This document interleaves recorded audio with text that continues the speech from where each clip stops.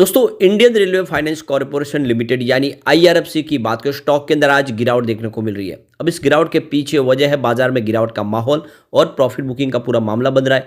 लेकिन क्या इस लेवल पे हमें प्रॉफिट बुक करके निकल जाना चाहिए या फिर इस समय खरीदारी का एक अच्छा मौका निकल के आ रहा है। अब बजट हमारे सामने आने वाला है, बजट में क्या अनाउंसमेंट हो सकती है और यहाँ पे देखो ग्लोबल ब्रोकरेज हाउस जेफरीज की तरफ से रेलवे सेक्टर को लेकर कुछ बड़ी संभावना व्यक्त की गई है। इसके अलावा सिटी ग्रुप की तरफ से, निर्मल बैंक की तरफ से, तो अलग अलग ब्रोकरेज हाउस की क्या राय निकल के आ रही है, क्या आने वाले समय एक तूफानी तेजी की संभावना बन रही है या फिर यहाँ से फिर बजट के बाद गिरावट की संभावना बनेगी। तो यहाँ पे इन सारी बातों को जानेंगे इस वीडियो के माध्यम से। ब्रोकरेज हाउस की क्या राय है आईआरएफसी को लेकर, क्या है इसके टारगेट। और वैसे तो स्टॉक बहुत बड़ा मल्टीबैगर साबित हुआ है, लेकिन क्या इससे भी शानदार तेजी आ सकती है, जानेंगे इस वीडियो के माध्यम से। लेकिन फ्रेंड उससे पहले अगर आप पहली बार हमारे चैनल पे आए तो चैनल को सब्सक्राइब कर दीजिए, एक बेल आइकॉन दबा दीजिए ताकि जब भी नया वीडियो बने पहला नोटिफिकेशन आपको मिले। वीडियो पसंद आए तो लाइक से जरूर कीजिए। चलो फ्रेंड्स वीडियो स्टार्ट करते हैं। मैं हूँ आपका दोस्त एस बी दवे और हमारे अपने चैनल ऑनलाइन कमाई में आपका बहुत बहुत स्वागत है।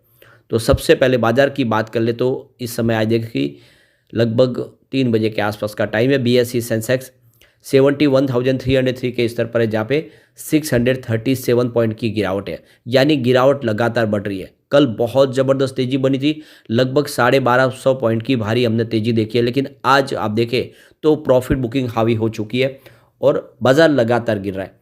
अब आप देख सकते हो कि इस समय 0.89% की गिरावट है। हो सकता है गिरावट थोड़ी और भी बढ़े क्योंकि कोई भी प्रॉफिट बुक करना चाहता है। पिछले दिनों काफ़ी अच्छी तेजी बनी है। अब बीएसई फाइनेंशियल सर्विस में भी गिरावट है, 10,094 के स्तर पे 0.35% की गिरावट है और इसी वजह से आज हमें आईआरएफसी में भी प्रॉफिट बुकिंग का मामला दिखाई दे रहा है। तो देख सकते हो कि स्टॉक की शुरुआत तो पॉजिटिव हुई 171 पर, कल की क्लोजिंग 170 के आसपास थी। इंट्राडे में 172 का हाई भी बना, लेकिन जो लो है वो 164 का है। तो देख सकते हो कि काफ़ी नीचे स्टॉक गया, इस समय 167 के आसपास है। निचले लेवल से कुछ रिकवरी देखने को मिली है, 2.08% की गिरावट देखने को मिल रही है।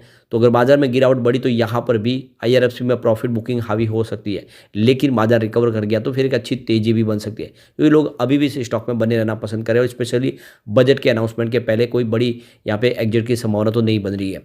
वैसे पिछले 6 महीने में से स्टॉक ने लोगों को बम्पर रिटर्न दे दिया है। 38 के आसपास जो स्टॉक था 31 जुलाई 2023 को, वो इस समय 167 के आसपास है और ऑलरेडी 190 तक जाके आ चुका है। बहुत ही बड़ा और बम्पर रिटर्न दिया है इस स्टॉक ने, लोगों का निवेश कई गुना बढ़ा है। यहाँ पे अगर हम बात करें सिर्फ 1 मंथ की तो 100 के आसपास स्टॉक था 9 जनवरी को। अब देखिए 9 जनवरी से लेकर 20 दिन का पीरियड निकला है, जो स्टॉक 100 के आसपास था वो इस समय 167 के आसपास है और 192 तक जाके यानी लगभग डबल हुआ है और वो भी काफ़ी कम समय में, कह सकते हैं 10-15 दिन में लोगों के पैसे इसने डबल किए। काफ़ी ज़बरदस्त रिटर्न या ऊपर के लेवल से ऐसे थोड़ी सी प्रॉफिट बुकिंग तो आएगी। इंट्राडे का लो 164 का, लेकिन हाई 172 का है। 52 वीक का लो 25 का, लेकिन हाई 192 का है। अब ऊपर के लेवल से देखें तो आपको यहाँ पे करीब 20-25 रुपये स्टॉक नीचे दिखाई देगा। आने वाले समय एक तेजी की संभावना फिर बनेगी। यहाँ पे इसकी परफॉर्मेंस देखें तो 20 जनवरी का स्टॉक 176 के आसपास था, जहाँ पे 10% की शानदार तेजी बनी, कह सकते हैं कि अपर सर्किट लगा। फिर 23 जनवरी की बात करें स्टॉक 161 के आसपास आया, जहाँ पे 8.5% की प्रॉफिट बुकिंग की वजह से गिरावट हुई। फिर 24 जनवरी की बात करें क्लोजिंग 171 के आसपास, जहाँ पे 6.6% की शानदार तेजी फिर से बनी। और 25 जनवरी की बात करें तो स्टॉक 173 के आसपास, जहाँ पे 1.1% की तेजी बनी। और 29 जनवरी यानी गुरुवार को, यानी कल आप देखें तो कल 170 के आसपास स्टॉक आया 1.7% की गिरावट के साथ। और आज दूसरा दिन है जब कुछ गिरावट देखने को मिल रही है। अब यहाँ पे सबसे जो बड़ी बात है, वॉल्यूम काफ़ी कम है। इसका मतलब ये कि बड़े fund house wait and watch कर रहे हैं। पिछले 1 महीने पहले इसका 19 करोड़ का वॉल्यूम था, 4 करोड़ की डीले उठाई गई थी। 1 वीक पहले 25 करोड़ का वॉल्यूम होता, 7 करोड़ की डीले उठाई गई थी। और देख सकते हो कि कल 23 करोड़ का शानदार वॉल्यूम होता, 5 करोड़ का डिलीवरी बेस काम होता है, लेकिन आज 2:30 बजे के आसपास 7 करोड़ का ही वॉल्यूम हुआ। इसका मतलब आज बड़े फंड हाउस यहाँ पे एक्टिव नहीं है बिल्कुल, वो फिलहाल बजट का इंतजार कर रहे हैं। अब यहाँ पे देख दो कि बजट 2024 का जो एंट्रीम बजट हमारा आने वाला है 1 फरवरी को, जिसमें रेलवे और इंफ्रा सेक्टर और पावर सेक्टर के लिए सरकार की तरफ से कुछ बड़ी अनाउंसमेंट हो सकती है। फिलहाल सरकार का जो पुराने बजट में भी देखें तो इन 3 सेक्टर को ही सरकार ज़्यादा तवज्जो दे रही है और आने वाले समय भी इसी को लेकर कुछ बड़ी अनाउंसमेंट हो सकती है। तो अभी लोगों की जो नज़र है वो इन 3 सेक्टर के ऊपर है, रोड, रेलवेज और इसके अलावा दूसरे और इंफ्रा पावर के सेक्टर। तो यहाँ पे जो एनालिस्ट है जेफरीज सिटी ग्रुप की तरफ से और निर्मल बैंक की तरफ से इस सेक्टर को लेकर, बजट को लेकर कुछ अपनी तरफ से संभावना व्यक्त की गई है। तो जेफरीज का कहना है कि सरकार ने पिछले कुछ समय में 3 फोल्ड बजट एक्सपेंडिचर बढ़ाया है लगातार पिछले 5 सालों में, और देख सकते हो कि आने वाले सालों में भी इसको और तेज़ी से बढ़ाया जाएगा। फाइनेंशियल 2025 में भी इसी तरह से यही रुझान रह सकता है। बजट में इन 3 सेक्टर को बहुत ज़्यादा फ़ायदा पहुंचाया जा सकता है, और ये प्री इलेक्शन पीरियड है, इसमें सरकार की तरफ से अच्छी योजनाओं का अनाउंसमेंट हो सकता है। बजट के अंदर आप देखें तो रोड रेलवेज के लिए सरकार की तरफ से कुछ बड़ी अनाउंसमेंट हो सकती है। दूसरी तरफ देखें तो जो सिटी ग्रुप और निर्मल बैंक की तरफ से भी कहा गया है कि करीब 5 से लेकर 10% की बजट में और वृद्धि की जा सकती है रोड और रेलवेज के लिए। यहाँ पे इनके लिए कुछ प्रोजेक्ट और सरकार की तरफ से सैंक्शन किए जा सकते हैं, कुछ और राहत दी जा सकती है। तो इस समय देख कि जो ब्रोकरेज हाउस है, चाहे ग्लोबल ब्रोकरेज हाउस है या फिर डोमेस्टिक ब्रोकरेज हाउस, काफ़ी ज़्यादा बुलिश है और उनको लग रहा है कि आने वाले समय भी रेलवे के शेयरों में तेज़ी जारी रहेगी, क्योंकि सरकार आने वाले समय भी इस बजट में भी कुछ काफ़ी अच्छा यहाँ पे अनाउंसमेंट कर सकती है, क्योंकि ये इलेक्शन के पहले का बजट है और ऐसे में इंफ्रा प्रोजेक्ट के ऊपर सरकार और खर्च कर सकती है, स्पेशली रोड और रेलवेज के लिए।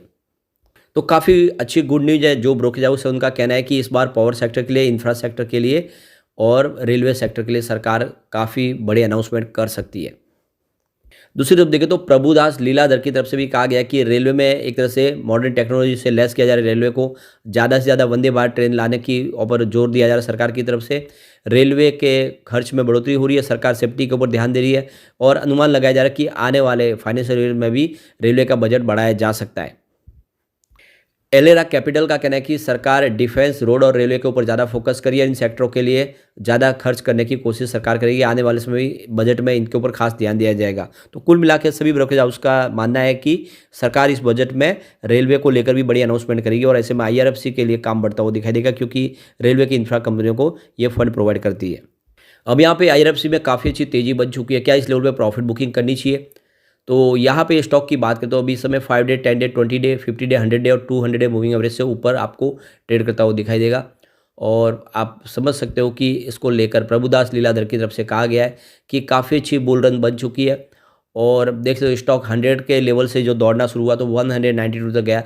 कह सकते हैं कि काफ़ी कम, सिर्फ 2 से 3 सप्ताह में देखें तो आपके पैसे लगभग इसने डबल कर दिए, और यहाँ पे प्रॉफिट बुकिंग की संभावना बन रही है।